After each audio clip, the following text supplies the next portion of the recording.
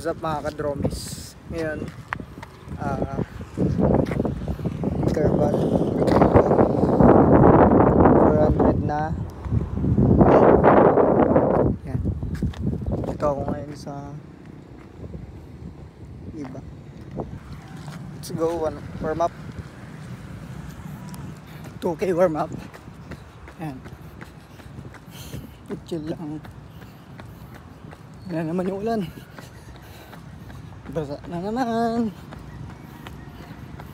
What's up guys?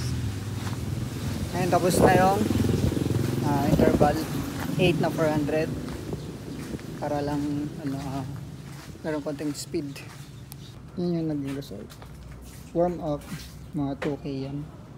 Ang first for 342. Ang second 347, third 340, fourth 330. Ang push natin 332, 337, 335, and yung last is 327. Mga 1 minute and 30 seconds yung rest ko dito. What's up mga kadromis?